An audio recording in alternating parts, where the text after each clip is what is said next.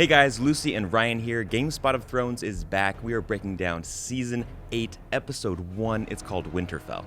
Yes, and if you are a long-time viewer, then I know there's a couple of boys missing, but don't worry, they are going to be our intrepid fan theory private investigators. Look at them there. They've got a whole board. They've got red string. So don't worry. Serious. They really are. No tinfoil hats yet, though, but don't worry, Dave and Tam are very much a big part of GameSpot of Thrones this season. So let's get into it. Season 8, the final season. Obviously, spoilers ahead, guys. Oh, yeah. Duh. All right, let's start off with the opening credits, which are brand new for Season 8. Yeah, the studio behind this is Elastic. They do The Crown, they do Westworld, they do True Detective. All amazing opening credits. A lot of major Easter eggs in this, though. Yeah, so even like the first frame is completely different. It looks now like it's Viserion tearing down the wall. Yeah. It's it's very different. It used to be, I assume, like the doom of Valyria. There was a whole volcano erupting and dragons and stuff. There's other things as well. There's kind of a reference to the Red Wedding. So you see like the decapitated body of a wolf with a bunch of arrows in it. And on one side is a lion, so Lannister lion, and with a fish in its mouth, I guess the Tullys. Yeah. And then on the other side, there's a guy holding The beheaded. the head of the direwolf. Yeah. And obviously, like, that's what happened to Robb Stark, is that they cut off Grey Wind's head and put it on his body. decapitated body. Horrible. What else was new? On the ring, there are 4 dragons and a shooting star. And the shooting star, do you reckon that's, Azor Ahai? Prince was promised, Prince was promised, Lightbringer, all that kind of stuff. But the biggest takeaway, not only did we get a new look at King's Landing, a new look at Winterfell, the biggest takeaway is that Euron Greyjoy, Pilu Asbeck, has been taken off the main credits, and now he's been, I guess, relegated to the ending credits, which I was really upset about. Do you think maybe that he won't make it that long this season? No, I feel like there's just too many other people. Too many other people. Yeah. Another big thing that I noticed, obviously, we're getting into the interiors of locations. Yeah. We've always seen just like the outside kind of bird's eye view of locations, but now we're actually into some of the locations, and specifically the Crypts of Winterfell, which we know obviously is going to play a huge part this season. So it was cool to kind of get a different look at like what's going to go down this season. Yeah, especially in the main hall of Winterfell, where all the sort of like the War Council planning is going on, as well as in King's Landing, you got to see the old dragon skull, which is where the Scorpion was, like sort of in the pits underneath King's Landing. Yeah. I really like it, but I'm also kind of like, man, there's not going to be much of that world left, is it? And I think a lot of the tone is pretty dark too, because it's like covered in winter. Right, winter's here, so it's like really dark, and you're just like, holy shit! Like it's not looking good for any of our heroes.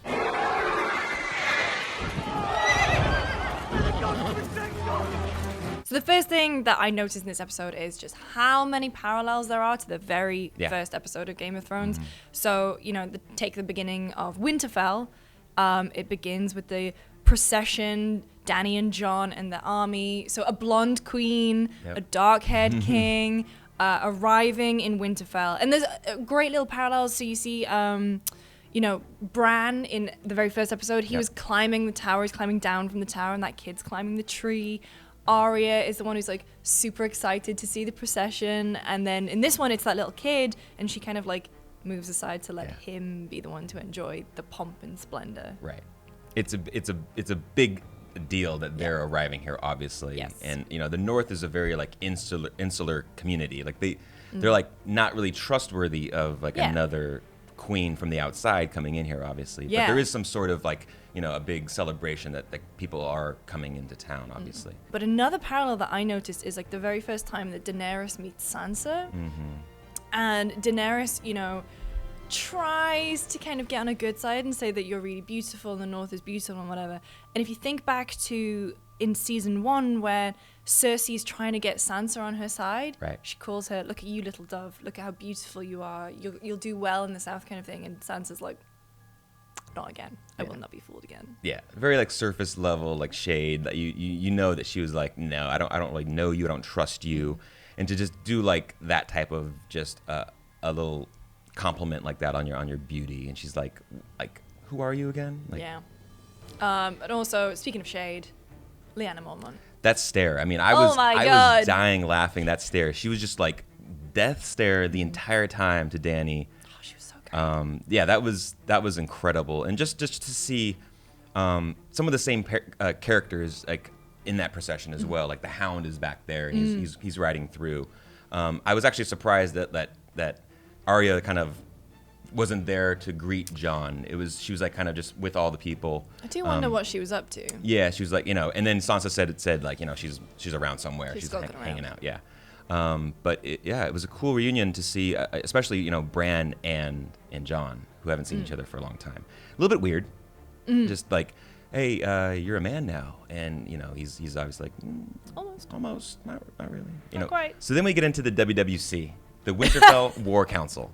That's probably not its official name, but that is what we've written it. Yeah, that's what we're calling it. They're all getting together and kind of planning what's going to happen next. And they want to, obviously Bran has told them that the wall is down and that they need to kind of bring everyone back and kind of fortify Winterfell because that's next in line. Now, Sansa needs to send Lord Ned Umber back home to get his people to come and help. Yes. So that's the thing that I think kind of confused a bunch of people towards the end of the episode, which is when, Beric Dondarrion and Dolorous Edd and everyone who was at the Wall Tormund at the end of last season were just magically at Last Hearth.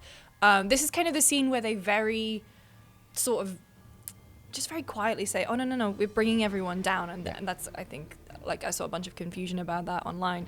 But also the thing about Ned, Umber, little Ned, is that you have to remember that was the big thing from the end of last season, or the middle of last season, when Jon gave him Last Hearth and said, even though you kind of betrayed us, you betrayed the Starks and you're supposed to be our bannermen, don't punish the child for the crimes of the father. Yeah.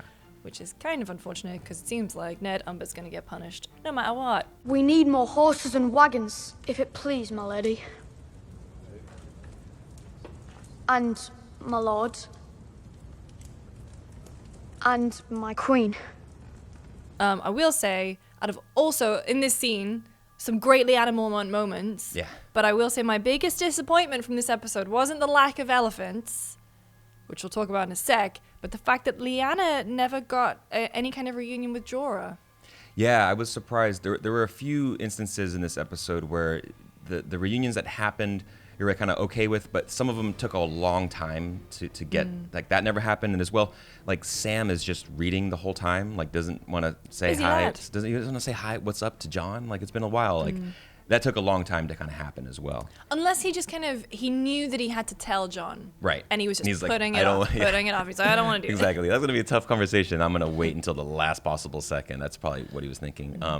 Another good thing that in this moment I really enjoyed is this show does a really good job of some of the smaller economics and the governing of people, like how Sansa just brings up about the resources, a small thing that we might overlook, but like literally, all these tens of thousands of people are coming into Winterfell, and she's like, hold up, guys, we don't have food for you guys. Yeah. Like it's winter, it's tough here. And there's dragons. Yeah, and there's dragons. How the hell do we feed them? And that line was obviously amazing, but I like how the show does those smaller details really well. This scene as well also had an interesting moment with Tyrion where, all the Northern Lords are kind of being very uppity about the fact that the Southern armies just randomly arrived and that Jon has bent the knee. And Tyrion's like, no. At the end of the day, when we survive this, it's going to be because of Jon. Yeah. By the way, the Lannister army's coming. This is a fan theory we're probably going to go into in more detail maybe next week. But I feel like they're setting Tyrion up for something. Yeah. Like the way that he was he had that conversation with Cersei at the end of last season, and it was all off camera. Right. There was the weird way that he was looking at Jon and Daenerys' bedroom, like that no one really ever understood. Yeah. And then he's kind of been acting really suspicious this episode. Totally. He looks constantly worried. Yeah. And more so than you'd think he would be in a situation like this. And I think that might be the result of him kind of losing power in the struggle with Dany. He used to be like right-hand man, like right there. And now with more pieces on the board, he kind of has to give up some of that power. And now with Jon kind of slipping in there, like he's like, her second right now. So it's like, I think that Tyrion is realizing that he doesn't have the influence that he had before. Also, I think there's a very key moment where he meets with Sansa again, and actually this is kind of in the next scene where, she says to him, like, Cersei told you that, and you believed her. I used to think you were the cleverest man in the world. And he looks so uncomfortable, and I think it is because he knows something else. He does, yeah. And Sansa, calling it in episode 1, is going to be the one to uncover and get to the bottom of everything. Everyone has been underestimating her for years. And she says, like, when she killed Littlefinger, right? She said, I'm a slow learner. But then when she gets there, she's just going to destroy everyone. So some more callbacks to season 1, episode 1. We see Jon at the Weirwood tree, just like Ned Stark was back in season 1, episode 1, when he was sharpening his sword Ice, hanging out by the tree. And Catelyn Stark came to go talk to him. Then we've been waiting for this, the reunion with Arya. It was beautiful. It was so nice. Yeah. They kind of tried to keep it cool, and then the two of them just cracked and just like hugged, and that was really great. I like the fact that, they talk about Needle, which is, obviously the sword that he gave her back in season 1. It was hysterical when he's like, have you used it? And she's like, yeah. Once or twice. I've used it, it's... a couple times. Have you ever used it? Once or twice. When he shows her Longclaw, obviously Valyrian steel, a big blade, and she says, too heavy for me. I feel like that's going to link into the little schematic that she gave Gendry in the Forge, which we'll talk about in a bit, because there are a ton of theories flowing around about that. And then there's also the bit where she says, they're talking about Sansa, and again, like, people seeding that Sansa's going to be the one. She says Sansa's the smartest person she's ever met. Yeah. Even though Sansa and Jon are kind of butting heads a little bit, I'm her family, don't you forget it. Yeah, I think it was, last season it was kind of weird with the whole Arya-Sansa thing was going down. Like, you never really believed that they would be butting heads the entire time, and we find out that they were actually, in fact, working together. And I think this just proves now that their bond is stronger than ever, and it's kind of like, Jon, where have you been? Who's this woman? Like, what's going on? Remember, like, your family here. Now, the crazy part is what's going to go down is when they all find out who his actual parentage is. So he is technically still family. Right, he's still family, but it's gonna change. I see it's gonna change some things with people's opinions. It's gonna change the dynamic. Definitely. Now, over in King's Landing, Cersei is waiting for her Iron Fleet to return with a bunch of soldiers, the Golden Company. And then she gets a word from Qyburn that the wall is down, and she's like the only one in the world here that is like cool with it. Don't care. She's like, don't care. Great. There's a weird little bit in the script writing here where Euron's talking to Yara, and he's like, oh, thank God you're here. You're the only one to talk to. Yeah. Because you remember that his crew... Well, that's the thing, though. His crew, he ripped all their tongues out because he needed silence because he went mad at sea. Horrible captain. But you see that there are hundreds of the Golden Company on the boat with him. Right. That he could talk to. Right. And then when he's in the throne room, he says he threw some overboard because they cheated at dice. So that just feels like such a weird little thing that he says to Yara that he's essentially lonely, but he's been talking to all these lads for the entire trip. That's just me. That's just a weird thing that I picked up on. 100% agree. I think that Cersei's gonna think again about why she sent Euron to bring this company, the Golden Company, back to that's the last guy you should send, because he's a little bit unhinged, weird with his strategy. Like, you don't send that guy to go get this all these soldiers because he's not the one that's like putting the best foot forward on behalf of yourself. No. Now, full disclosure, I have not read the books, but Lucy has. And the Golden Company basically, I believe, were bastards or a lineage of Targaryens. Yes, and they were legitimized by the dying king on his deathbed, which obviously sparked a civil war between the true-born sons of the king and the now legitimized bastards. And then the bastards also decided that they didn't want to be just legitimized bastards. They wanted to have their own house. They wanted a throne. So they became known as House Blackfyre, which is quite interesting. So in the show, Jorah Mormont was a member of the Golden Company. That's not really mentioned in the books. But also, you'll notice that Game of Thrones is a very smart thing where they do DVD extras that will be relevant later on down the line. So a few years ago, before all the White Walker stuff really kicked off, they'd done in-depth looks at the show history of the Children of the Forest, and they've done the same for the Golden Company. And so in kind of like the show mythos, borrowing from the books, they were this company that basically started out of spite. So they fled after, you know, kind of failing to get the throne. They fled to Essos, became sellswords, realizing that they needed money in order to properly make a vie for the throne. Right. Ended up being a bit too successful as sellswords, but they also have, they're infamous for never breaking a contract. And the one people who did break a contract with them, they, you know, sacked the city of Cahor. I think that's how you pronounce it, in Essos. They are incredible fighters, but they're also a little tricksy. They don't necessarily take on contracts unless it's within their best favor, or if they're going to win. Right. So it's interesting to see that they are going to side with Cersei. They clearly think they're going to win. However, no elephants. No elephants, and Cersei's not happy with that. Dude, the internet is not happy with that. Yeah, she really wanted to see elephants. I feel like that is the first real casualty of budget. Like, you're going to get dragons, you will get an occasional direwolf. Yeah. No elephants. They spent all the money on dragons this episode. There's no elephants coming right now. Or ever. No elephants, Your Grace. That's disappointing. So Euron's entire motivation up until this point was to bang Cersei. Yeah. And now he has. And I feel like she's kind of flirting with him because she's giving him breadcrumbs because otherwise she knows that he's just going to abandon ship. Well done. Thank you. Well done. But I do wonder, is he just going to, like, go back to the Iron Islands now? Like, is he going to be interested? Like, he doesn't seem... Yeah, there's a weird dynamic here where she has to keep him interested and entice him that there's a future in this. But also, you know, he's going to think that she's pregnant by him. If she's pregnant at all. If she's pregnant at all. From what we think, it's Jaime's child that she's pregnant with. We think. We don't know. My girl is drinking a lot of wine. Well, you know, maybe they don't have the greatest doctors back, you know, in the Game of Thrones era. So maybe, like, you know, drinking is okay, or maybe we only see like that half a cup like she does every now and then. Who knows? I feel like that's a huge ruse. I feel like Qyburn was in her quarters to tell her that that's it.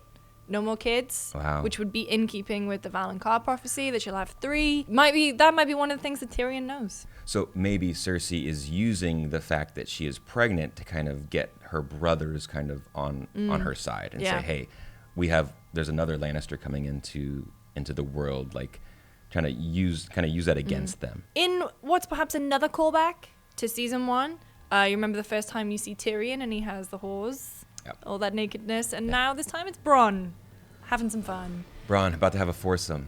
But dude. It was interrupted by Qyburn. Yeah. Also, real bad dirty talk from those whores, but we did get to find out what happened to Ed Sheeran's unfortunate burned character. He got his face burned off and now he has no eyelids. That was definitely just a reaction to like how audiences 100%. Yeah. Like, I remember when I saw that cameo for the first time and I was like, oh, I can't take this seriously. Yeah. I mean, it's fine to have people, I think, in a background of a shot and you go, oh my God, it's whoever. But to have someone have that big of a role was really, I remember, really pulled me out of it. And then sing a song. He has a nice voice, but like, okay. But yeah, that was interesting. Poor Ed. No Ed in season 8. No eyelids. How does he sleep? No eyelid Ed. No eyelid Ed. And then we also, Qyburn does talk to Bronn and tell him that Cersei wants him to basically hunt down her brothers should they survive this war with the dead army. Which means they're both going to survive. Yeah, which means they're both going to survive, and then there's going to be some type of showdown. But Qyburn gives him the crossbow, the same crossbow which we've seen numerous times. It was the crossbow that Joffrey had. Yeah. And he used it at his pleasure. Yeah. Mm-hmm. And then, obviously Tyrion killed their father, Tywin, with that same crossbow. Yeah. And speaking of cameos, one that I didn't actually clock until the second time I watched the episode to take notes on it, there's Mac from It's Always Sunny in Philadelphia getting an arrow through the eye. Right through the eye. That was amazing. It happened so quickly. It's kind of hard to see the first time, like you said, but fun little cameo. But anyway, they storm the boat. Theon rescues Yara. Pretty straightforward. I thought it was way too easy. And you know what? The ironic thing about the whole thing is that Zara was flirting around with Ilaria, right? And then that's how Euron kind of took them by surprise and like defeated their whole fleet. Now Euron's flirting and in bed with Cersei, and at the same time, Theon is freeing Yara. It's like, what is wrong with the Greyjoys and these sneak attacks while they're having sex? They like have the worst defense when it comes to this. That's true. And now Yara is kind of betraying the oath that she swore to Daenerys, and she's like, all right, bye. Yeah, going back to the Iron Island. Perhaps that, the things that have happened to her recently have kind of changed her perspective on what's important. She wants to go back to where she knows that the dead can't get to. Yeah. But Theon's like, I still got to redeem myself. I need to go back to Winterfell and like help out my brothers and sisters. I'm sorry, I'm still on that redemption story arc. So it's kind of funny. Season 7, Season 8 is when people have really started to realize that Daenerys is not the hero of this story, despite how adorable she might be on my mug. She keeps having these little blips where the Targaryen madness comes in. Right. So it's the bit where she's talking to Jon, and she's like, she doesn't need to be Sansa. She doesn't need to be my friend. I'm a queen, and if she can't respect me, and then bam, she gets cut off. Yeah. And you kind of wonder, was that a threat? Right. And I think throughout the series, we've been told that, like, don't worry, she's not like her dad. She's not like the Targaryens of the past. And that's Tell that to Randall and Dickon Tarly. And exactly. What we've seen, it's kind of like she's heading down that road, that path. So I think that's heavy foreshadowing for that. She's kind of consumed by this idea of her dragons, and that like she can literally kill anything she wants, and it's a little bit overconfidence, and it's going to be detrimental to the relationships that she's formed with people in the north. Speaking of dragons, we get the nice little scene where Jon rides a dragon for the first time. A nice little tidbit is that he's riding Rhaegar, which is obviously named for his father, Rhaegar Targaryen. Were you surprised that it happened this early in season 8? Not really. I think they kind of led up to it quite nicely at the end of season 7, when he pats him for the first time. You knew that he already kind of liked, they could sense that he was Targaryen, and he was, and Rhaegal kind of needed a writer, right? He's just been kind of, because she's always on Drogon, and obviously Viserion now has a new writer.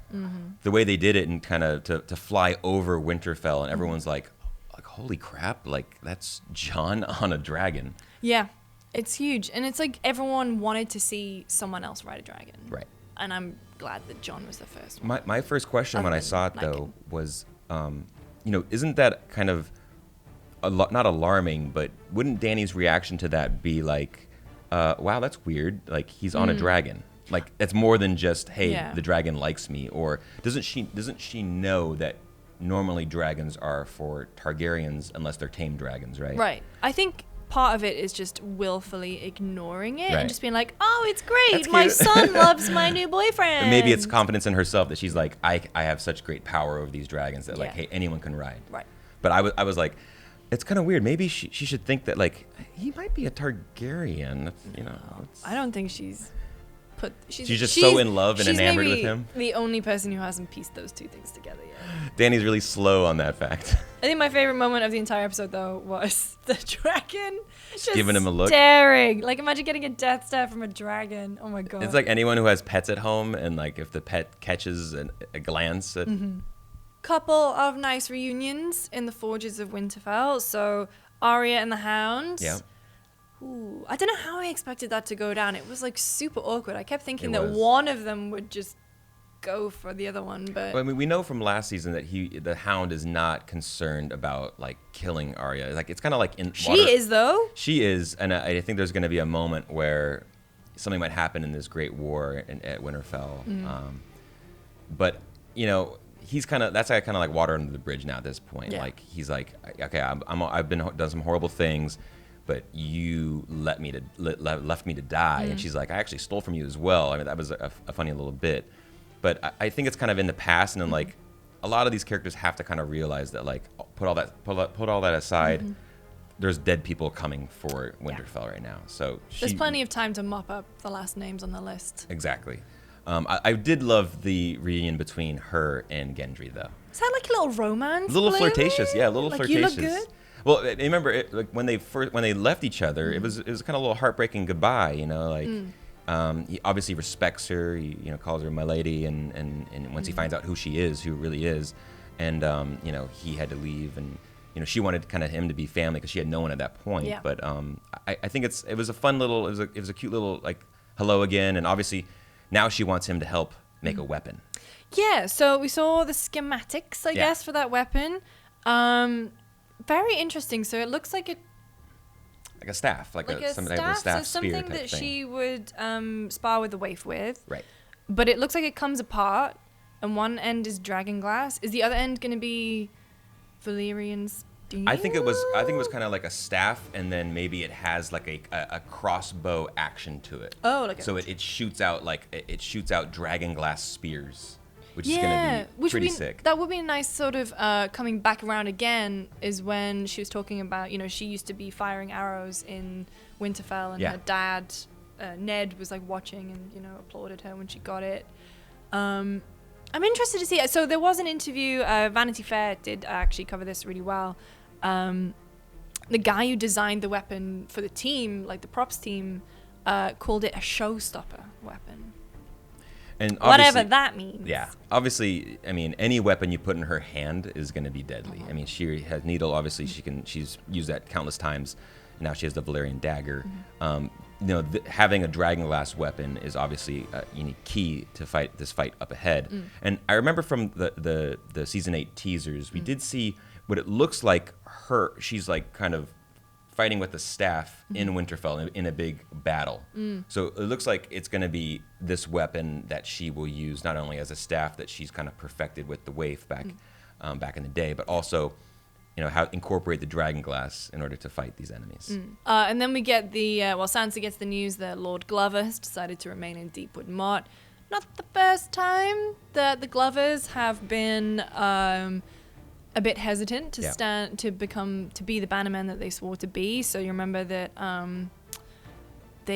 Deepwood Motte was overtaken by the Ironborn, and eventually House Bolton helped them get it back. And so then when Jon comes for help in Battle of the Bastards, they were like, well, you didn't help us get our place back from the Ironborn. The Boltons did. So this is awkward. There's a dichotomy. Yeah, Robb didn't help. That was it. Robb didn't help because he was too busy with his wife, who is not a northerner. And so they are clearly just super untrusting of foreign women coming into the north and sort of leading their leaders around by the nose. So it's another example of the dichotomy between those that are kind of living in the past traditions and all the titles and all that kind of stuff. And then you see Jon on the other hand, and he's like, guys, we need to just drop all that shit for a second and like get ready because there's a lot of dead people coming to kill us. And it just the constant tug of war between these two factions of people. And then we have another kind of little butting of heads between Sansa and Jon about Daenerys, and Jon is like, she's not her father.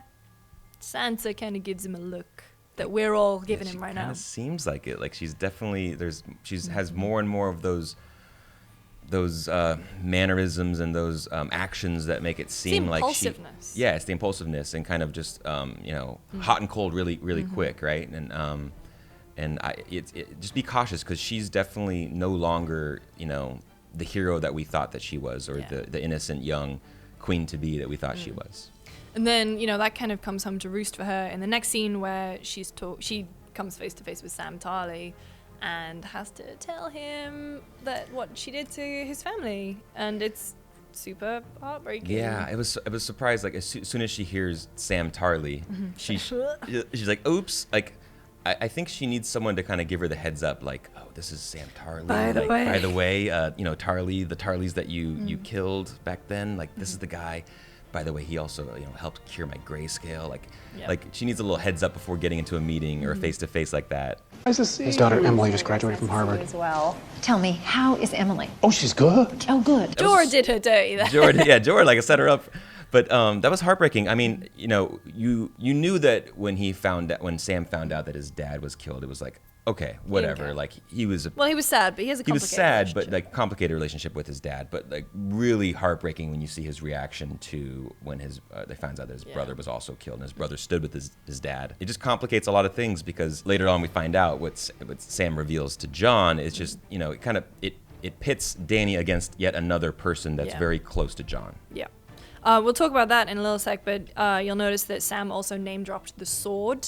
He said, I need a pardon because I stole some books. I also stole my old family sword, which I feel is going to come up again very soon. That sword, Heartsbane. They're going to need that. They're going to need it. They're going to need it in the fight. Steel. They're going to need as much of the Valyrian steel that they have in the dragon glass. Yeah. But that scene with Sam and Daenerys was kind of the straw that broke the camel's back, in that Sam, you know, literally falls over himself to tell Jon the real truth about his parentage. And I think this scene in particular was... you know, Jon doesn't trust anyone as much as he trusts Sam. Right. But it's nice that he's in the crypts, and you know, you see the statue of Ned behind him. You see the statue of Lyanna behind him. He took the news. He's very good at looking confused. Yeah. And just kind of mulling everything over, because it's essentially changed his entire worldview. I loved how the camera just stayed on Jon the whole time as the info dump was kind of coming down. It was just like. You're just like, what do you mean? And then the realization that he had been lied to his entire life by Ned, who was kind of like his moral compass, right? Like always kind of looked at Ned as the man that was the most honorable person that he ever knew, and always references Ned whenever he makes a major decision. And now he finds out that Ned wasn't telling the truth the whole time, but in his best interest. Yeah. He was doing it to save his life. Yeah, 100%. So. Kind of awkward, but it'll be interesting to see how his relationship with Daenerys is going to change because of that. Totally. Were you surprised that it wasn't Bran that told Jon instead of Sam telling him? No, because I feel like Bran's whole purpose in the story now is to sort of set people on the right path. Right. Rather than... get them the info and just kind of give them a little push towards that. We also see Last Hearth, so... Yikes. Damn. We're going to talk about that, the limb spiral in a little bit. That's what Dave and Tam are going to be sort of dissecting. Yeah. But I think, first of all, Stan Baki's got blue eyes. I've always had blue eyes was a phenomenal line, and my personal favorite line from the entire episode. Yeah. Poor Ned, Umber. We'll get there before they're dead. We just have to hope the Night King doesn't come first. What's kind of interesting there is that, does that mean that the Night King army has descended further down, and that Beric and Tormund are kind of gonna have to like circumvent them? They have to like hurry up. They should have left yesterday. Yeah, they're already like they need to hurry the hell up. Now obviously there's a huge undead army of like 100,000 or whatever. We don't know exactly the numbers, but they have to like really, they even say it, right? Get on horses, double up on horses and like race there. Yeah. I was surprised that like, wouldn't Bran have seen this ahead of time, right? Wouldn't Bran have seen what was going down here and kind of given the heads up to anyone there, or like, hey, don't go back there. The Night King and his people are like waiting for you up there. So I think ever since he and the Night King came into contact, the Night King's green seeing, they interfere with each other. So I think there's just blind spots that they have. Got ya. Interesting.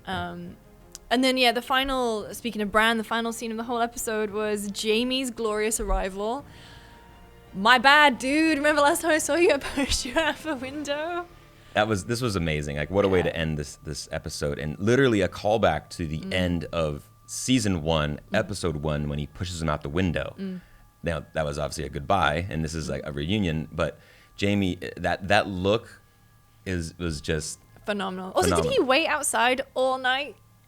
Bran is just kind of like hanging around in weird spots, like just watching people, like a little bit creepy. But I mean, the ball's on Jaime to just kind of ride right in and just show up, and he looks a little more brunette, not as blonde. So there's a fan theory going around now that the color of the hair of the Lannisters kind of dictates how loyal they are to the family. So you'll notice that Jaime's hair is now brown. Cersei is still very much blonde, and Tyrion is kind of this reddy blonde brown mix. That's interesting. That kind of ties into what we last saw of Jaime at the end of last season. Was you see him on the horse, and he has obviously the gold hand, and he kind of covers it up at the end before he takes off, and I feel it was like kind of covering up the Lannister in him, or covering, kind of putting that to the side and like deciding to go up north and join, enemies in order to fight even greater enemy. All right, well, that was our breakdown of the episode. Let's go to Tam and Dave for their in-depth rundown of the fan theory of the week.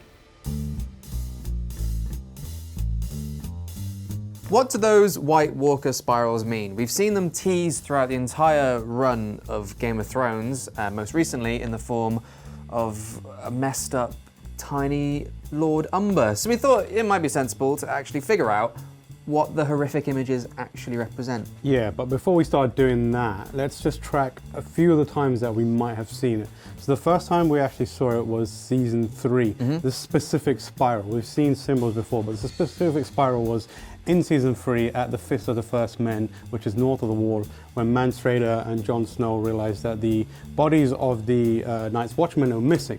And instead they found their horses that had been chopped up into the spiral shape, which we saw on the screen. Yeah, and then again in season 6, episode 5, The Door, the one that made us all cry inconsolably. The Three-Eyed Raven shows Bran a vision, you can see up here, of the White Walkers, first White Walker being created by the Children of the Forest. As it zooms out and you see the red tree, that's when you get a sight of the spiral. Obviously a symbol very important to the Children of the Forest. And then we see it again in season 7, episode 4, Spoils of War, where Daenerys and Jon go to the cave where they find the dragon glass. And it's all the dragon glass they could ever need. And on the walls, we're briefly shown a series of symbols that have been carved by the Children of the Forest, and one of them is that spiral. Yeah, so what's interesting is David Benioff said in an interview that the White Walkers actually stole the imagery from the Children of the Forest. It's meant to evoke something spiritual and represent that the Children of the Forest are thousands and thousands of years old.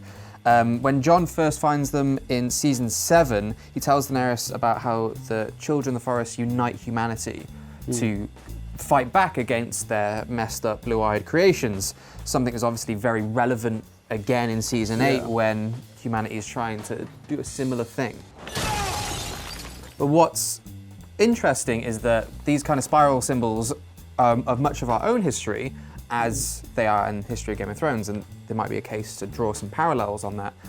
In 3,000 years BC, Irish Celts actually used them as a symbol of cycle, rebirth, the circle of life, and it's used similarly in other cultures as well, which I find super interesting because evoking that kind of life cycle thing, that makes sense, right? Because when you see it in the forest, it's a life cycle, life starting anew when the Children of the Forest create them. When the Night King uses it, is he evoking the same thing? Is that his way of, I'm going to turn you all into zombies and that's the circle of life from now on? So another way to kind of interpret it, which is less direct in what the Night King is doing, is actually what the symbol represents. As far as we know, in terms of the lore of the series, the TV series, the kind of Night King being born looked like a random guy that the Children of the Forest kind of tied to a tree and then used the dragon glass to make him live. And so it could represent that kind of forced birth of the White Walkers. And then it could link into the Stark house motto, which is the North remembers. Tell them the North remembers. Traditionally, we've thought of the phrase, the North remembers, as a reminder to people who, interact with the North, the people in the North, that we won't forget what you do to us, whether that's good or bad. But it could be at one point that was kind of the motto that was giving the drive to the people of the North. And even the House Stark, remember what happened beyond the wall. Remember the threat that is existing out there and could always come and get us. So the North remembers could be linking into the fact that they were forced to, be born, and now the Starks and then people of the North are kind of in charge. And it kind of makes sense because physically and geographically, the people of the North and the Starks are closest to them. Yeah, they're near the wall. So they need to remember So that, they need to be remembering that you are basically the vanguard against this threat. Like take a Lannister always pays his debts. That names the house. The motto isn't the Starks remember. It's the North as a whole. And what I found interesting is with the White Walkers being even more North than the Starks, maybe that motto can also be placed on them because they are remembering. Maybe the White Walkers and the Whites and the Night King, they remember what happened to them. They were created and how they were cast out and a war was fought, and now remembering it, this is the reason for the war. This is why they're coming down. Well, no doubt we're going to see the symbol again. Hopefully less of a terrifying form of a repossessed little Lord Umber. And then next time we talk about it, I won't have just recently shit myself. But while we've been stood here talking about weird spirals, we're going to throw back to Lucy and Ryan, who are going to take you through what to expect to see in the next episode of Game of Thrones. All right, thank you guys. Let's talk about the next episode, episode 2, season 8, the preview that we saw. Jaime looks like he's going to have a little talking to. He's in the same kind of setup as they did Littlefinger's trial as well. Not very many friendly faces around for poor old Jaime. And especially, like, I think what's interesting is the way that Daenerys invokes, my brother and I would tell, he would tell me bedtime stories about the man who murdered our father, which is very creeping in on that Targaryen madness just a little bit, Viserys was not exactly the most held back person, not at quite all. Impulsive. And I think that it brings up the theme again of we're not guilty for our father's sins, and kind of to put that in the past, and like we're our own people. But a lot of people have to kind of take their own advice now, right? Like Dany's got to take her own advice. Like Jaime, yes, he's done horrible things. It's the dynamic is really strange and complicated, but there's something larger at hand here. Like they need to all survive. And to be honest, though, I look at it like Jaime has one hand.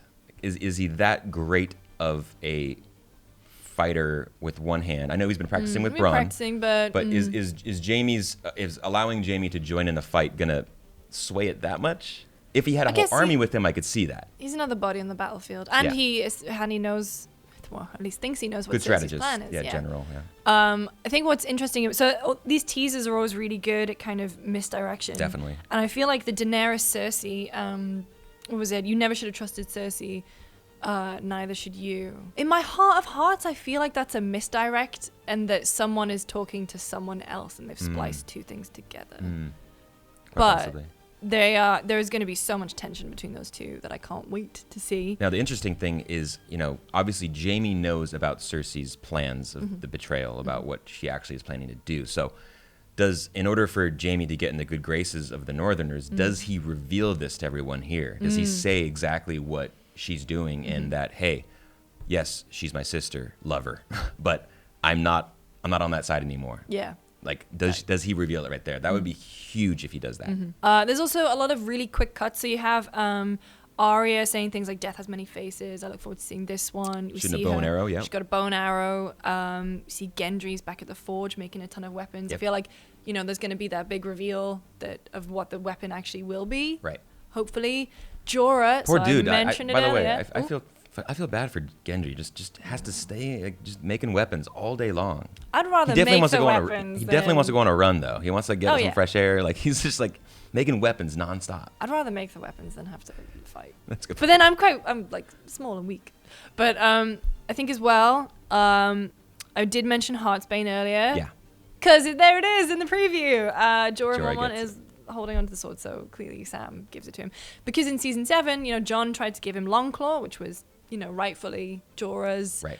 And he refused it, and now he's got Heartsbane. I really hope Jorah just, gets to be the one to Captain Friendzone. I really hope he gets to be the one to do some real damage to the White Walkers. Definitely, and I hope that he actually gets. I want to see that reunion between him and Lyanna. Also, as well, so you get all these battle sequences of frantic people running around. Yeah. How long do we have? You have until the sun comes up tomorrow. Reminded me a lot of the battle for Helm's Deep in The Lord of the Rings. I definitely see this episode kind of as another setup to what we think episode 3 will be nonstop battle. So maybe this next episode ends with like the first sight of the White Walkers kind of on the outside coming for them, and it's just everyone, hey guys, let's get ready. Like this is actually happening, and then maybe a lot of the Northerners who were like not really believing all these stories that Dany and Jon are telling, they're like, okay, they were telling the truth. Like we're all on the same side now. I wonder what they're gonna lob in the trebuchet. I was thinking like some like shards of dragon glass, just like a big shard that kind of spreads out, like a big, like almost like a shotgun blast of pellets that just kind of, they're making a ton of arrow points. So they'll have obviously arrows with dragon glass, but just shoot a whole bunch of dragon glass at them. Yeah. And then the final shot is the creepy one of Tyrion zooming out on the battlements. Traitor. You really feel it. I fully You feel it. think I fully think that he's going to be a traitor. I hope not. I know I could see it happening too, though, but I really hope not. Yeah. Okay, it's time for everyone's favorite Death of the Week. Not that many to choose from, so I will allow sassy dragon moments of the week and Tormund Giantsbane lines of the week. But my favorite death had to be Mac from It's Always Sunny in Philadelphia. Just because I really did not see that coming.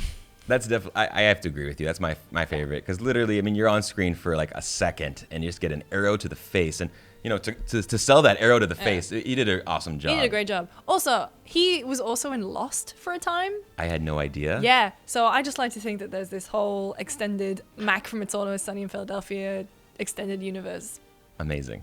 Well, Ryan, thank you very much for joining me. And thank you guys for joining us. Don't forget, we'll be back again next week to break down Season 8, Episode 2, currently unnamed. See you guys.